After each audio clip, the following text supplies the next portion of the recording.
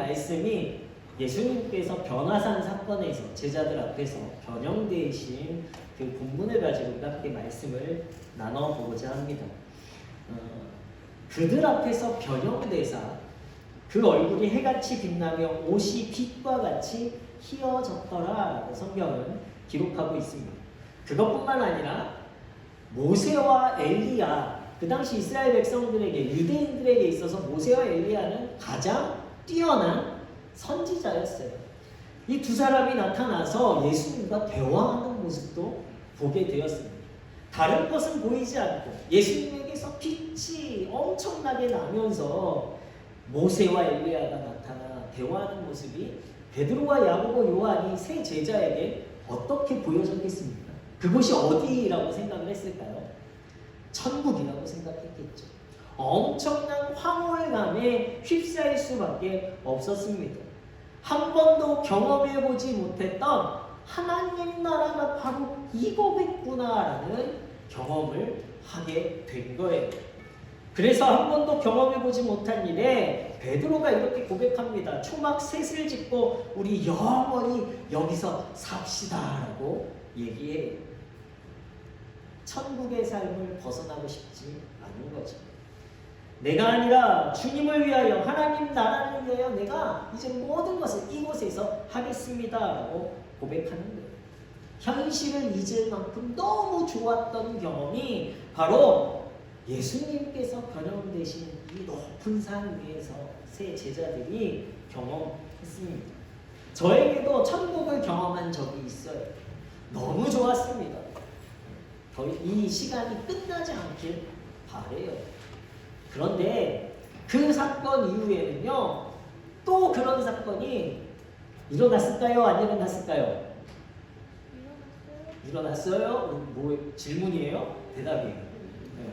그 경험을 또 하고 싶은데 또 일어나지 않는 거예요. 그러다 보니까요, 그것을 어떻게 경험할 수 있을까 방법을 찾고, 그리고 또 제 삶 가운데 그런 일들이 또 일어나지 않으니까 그 예배의 시간, 때로는 말씀의 시간까지도 제가 어떻게 해요? 아, 이거는 뭔가 부족해, 은혜가 없어 라고 판단을 하게 되더라고요.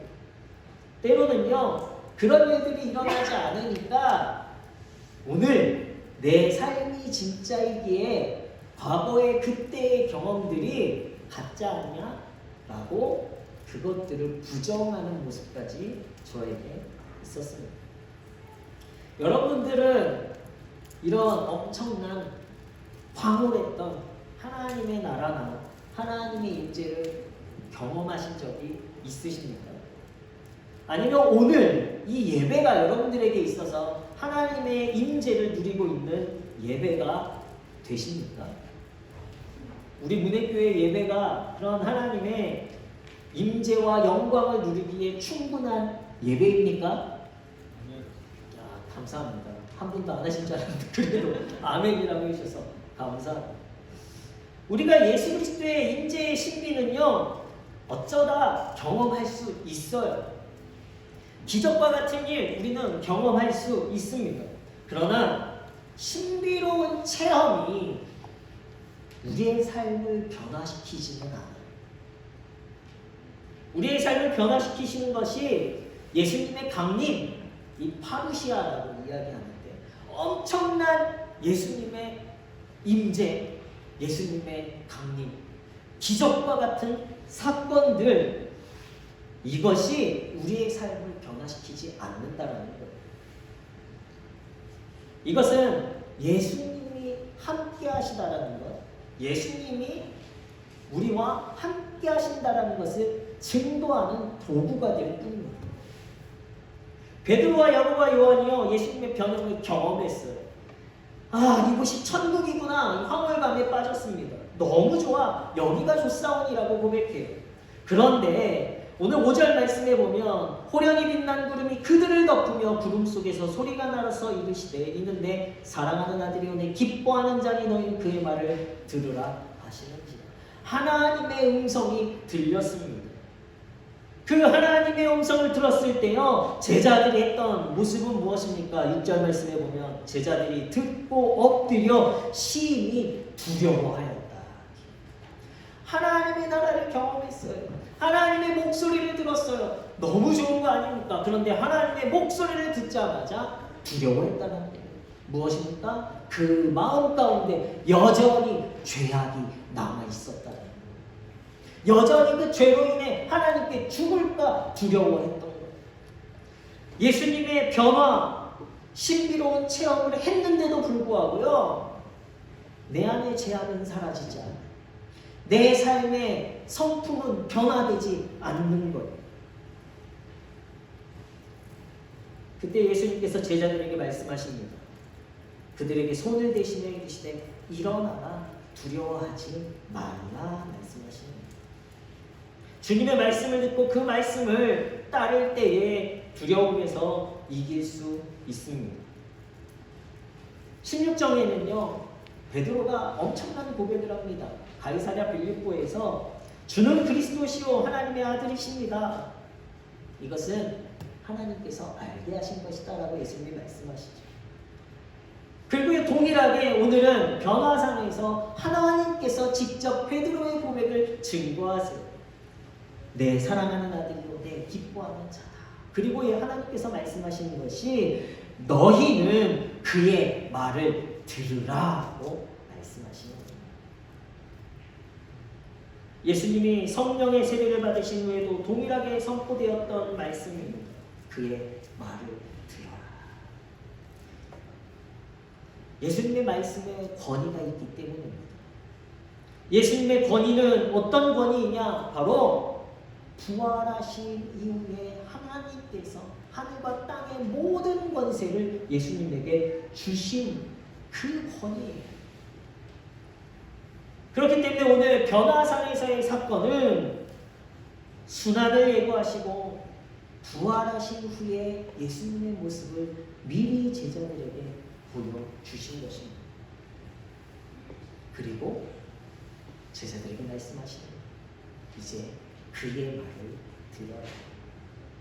예수님이 변화된 현상, 어떤 황홀감의 신비가 우리를 변화시키는 것이 아니라 예수님의 말씀, 부활하신 그 권위로 하신 예수님의 말씀을 들을 때에 우리 안에 진정한 변화, 진정한 제자, 진정한 하나님 나라의 임재를 경험하게 되는 것입니다. 진정한 변화는요, 말씀에 순종하는 인격에서 시작되어지는 거예요.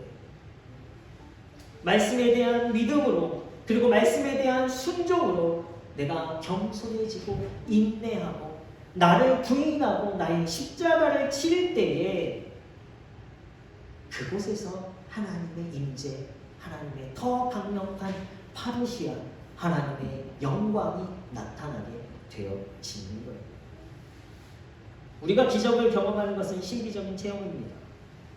우리가 변화되는 것은 성령의 임재 때문이 아니라 임재가 증거하는 바로 예수 그리스도에 대한 믿음으로 우리는 변화되어지는 거예요.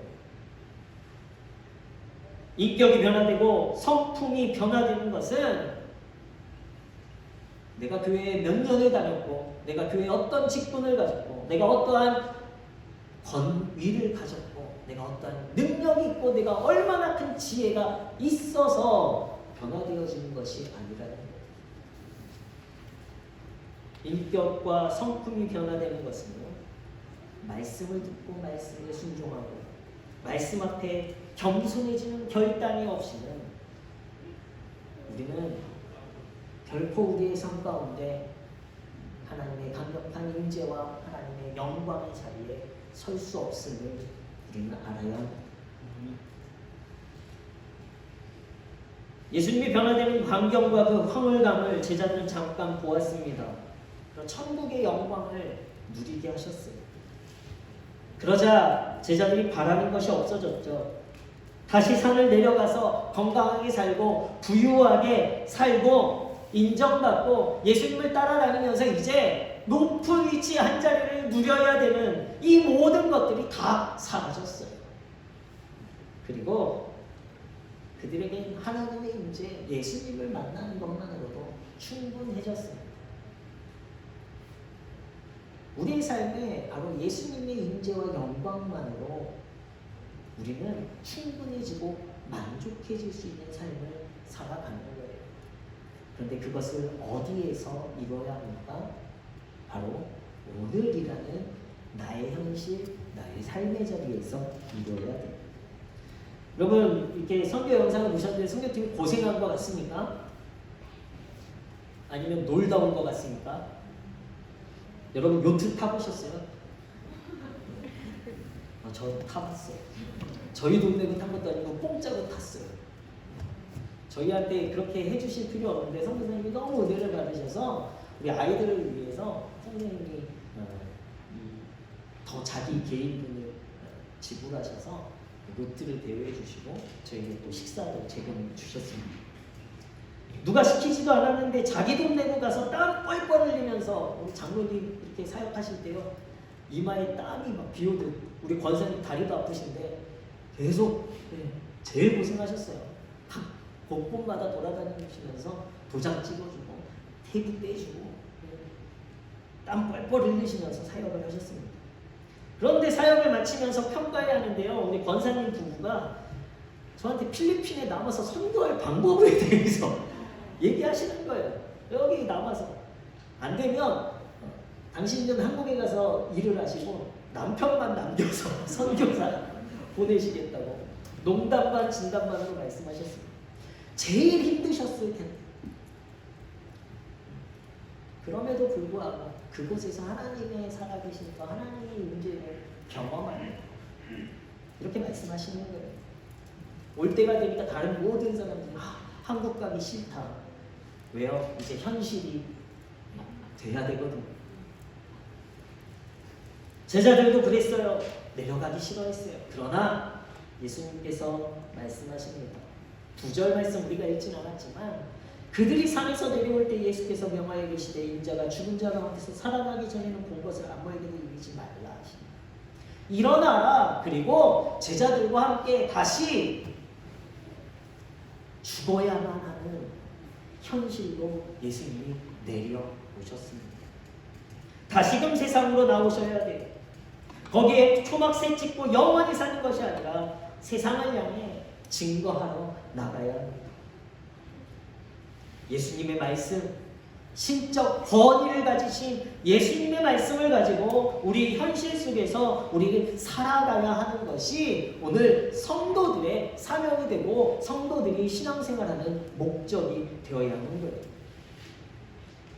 오늘의 예배를 통해 하나님의 임재를 경험하고 이제 부활의 믿음을 가진 우리가 세상 속에서 변화된 성도의 삶을 가지고 변화의 목적을 가지고 말씀 가운데 순종하며 결단하는 삶을 살아내는 것, 이것이 진정한 변화상에서의 제자들의 변화가 되어집니다.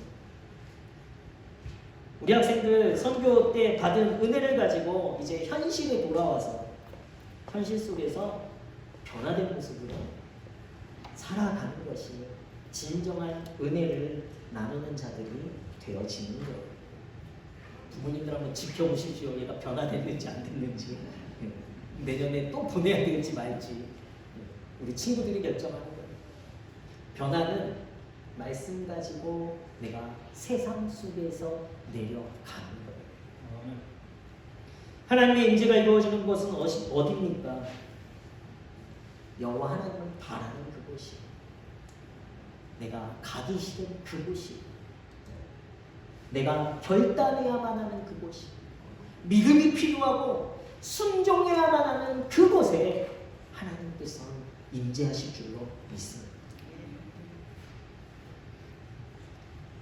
예수 그리스도의 신적 권위에 의지하여 말씀의 나를 부인하고 나의 십자가를 지고 겸손히 희생하며 말씀에 순종하는 그 자리에 오늘 나에게 원하시는, 하나님께서 원하시는 진정한 변화가, 그리스도로의 변화가 우리의 삶에 이루어지게 될 줄로 믿습니다.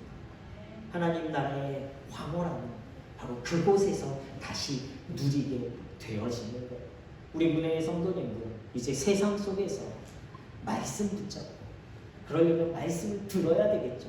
어려워도 들어야 돼요. 그리고 그 말씀 가지고 세상 가운데 나아가셔서 말씀대로 살아가실 때에 여러분들의 삶 가운데 더 크신 하나님의 임재와 영광을 누리게 되는 하나님의 나라가 이루어지게 될 줄로 믿습니다.